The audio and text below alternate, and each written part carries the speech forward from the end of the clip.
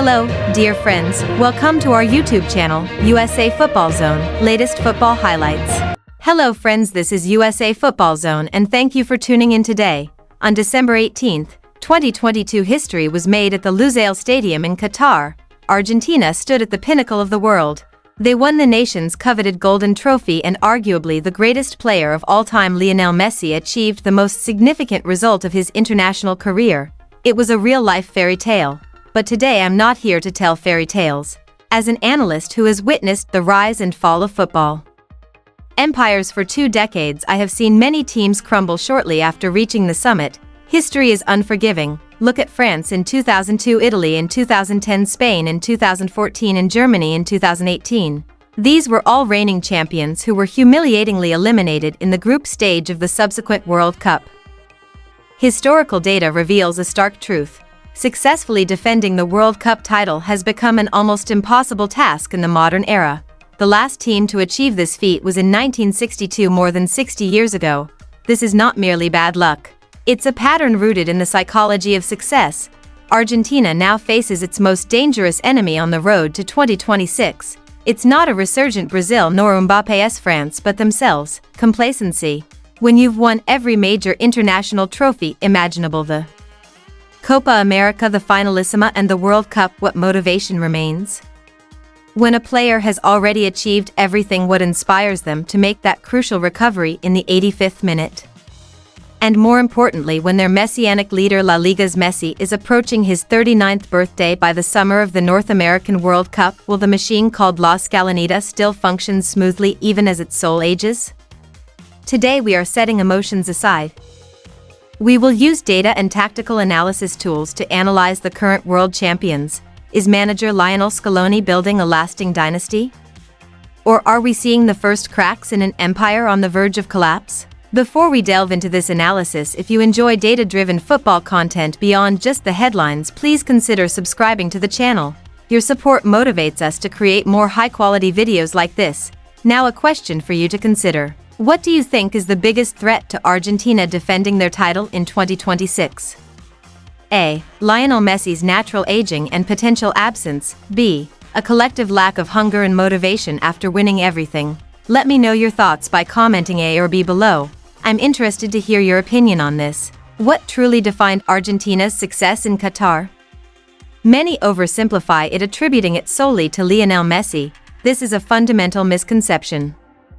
While Messi played a crucial role, the real key to manager Lionel Scaloni's success in elevating this team was a ruthless level of tactical flexibility combined with complete midfield control over the tempo of the game. Scaloni is a remarkably pragmatic individual. He never stuck to a single philosophy or formation. He built a team designed to neutralize specific opponents. Consider his performance against weaker teams defending in deep low blocks. He utilized a 4-3-3 formation where the fullbacks pushed forward as auxiliary wingers to create overloads. When faced with an elite quality midfield like Croatia's in the 2022 semifinals, Scaloni instantly switched to a 4-2-3-1, spreading 4 midfielders across the pitch to deny Luka Modric and his teammates the necessary space to operate. And when it came time to protect a fragile lead, a 5-3-2 formation was immediately implemented to lock down the defensive third. This chameleon-like adaptability is Scaloni's most dangerous weapon. Post-World Cup data shows that Argentina is evolving, not stagnating. They are increasingly emphasizing proactive possession. Statistics show that their average possession in recent CONMEBOL qualifiers has increased by approximately 6 to 8% compared to the period before the 2022 World Cup. When they faced teams that utilized low blocks, Scaloni wants his team to impose their will on the game even more forcefully. However, to implement this kind of tactical fluidity, you need a constantly running engine. That's his midfield trio: Enzo Fernandez, Alexis Mac Allister, and Rodrigo de Paul. This is where Argentina currently has a clear advantage over other international teams. Look at the evolution of Alexis Mac Allister since arriving at Liverpool and playing more often in a deeper number 6 role. Mac Allister has enhanced his skills and become the de facto brain in the center of the team. His press resistance is superb. According to advanced metrics, Mac Allister ranks among the top 5% of midfielders in Europe's top leagues, excelling at receiving the ball under intense pressure and completing progressive passes to move the team forward. He is the metronome that sets the rhythm for the entire system. He is responsible for it. Add to that Enzo Fernandez, who despite his ups and downs at the club level is a world-class performer on the international stage. He remains a shock factor, possessing the ability to play long diagonal switches with astonishing accuracy. And of course Rodrigo de Paul is crucial. He's a bodyguard, providing an inexhaustible source of energy for high pressing and acting as the primary defensive shield for Messi. This midfield system helps Argentina contain opponents in the central zone. And most importantly, once they regain possession, they have players with the technical quality and football IQ to retain the ball under pressure instead of immediately losing it. Good tactics are merely theoretical if the right players aren't there to implement them. Argentina is entering a highly sensitive generational transition phase on their journey to 2026, a period that will test Scaloni's man management as well as his tactical acumen. We have to face the truth about Lionel Messi. By the summer of 2026 he will be 39 years old. We have to be realistic that the Messi of 2026 will not be able to perform at the same physical intensity as the Messi of 2022. In Qatar, the entire system was built around him. The team effectively played for him, allowing him to conserve energy and finish matches explosively in open spaces. By 2026, if Messi is still playing, the tactical thinking will have to fundamentally change. He will have to be a luxury player who operates effectively within a well-functioning machine, not requiring the system to carry him for 90 minutes against physically stronger opponents. Scaloni has been forced to truly develop a high-quality plan B for when Messi is not on the field. Analytical data shows that in Messi's absence, Argentina's ability to create dangerous opportunities, especially key passes in the final third, decreases significantly by up to 30% in some matches. This is a serious problem that has not yet been fully resolved. Fortunately, Scaloni has capable successors ready to step up. The first is Julian Alvarez. He is a perfect modern forward for Scaloni's philosophy. It's not just about the goals he scores. His pressing statistics in the final third are consistently excellent. He is the trigger for the entire defensive system, the first line of defense in winning the ball back behind the pitch. Then there is Alejandro Garnacho, with Angel Di Maria's retirement, who always performed well in the final third. Argentina has lost a huge game-changing weapon on the wing. Garnacho is the answer for the future. Although his style is different from Di Maria's, Garnacho possesses exceptional pace, directness, and one-on-one dribbling ability that Argentina desperately needs to break down deep defensive blocks. The defensive line is also undergoing a transformation and looks formidable.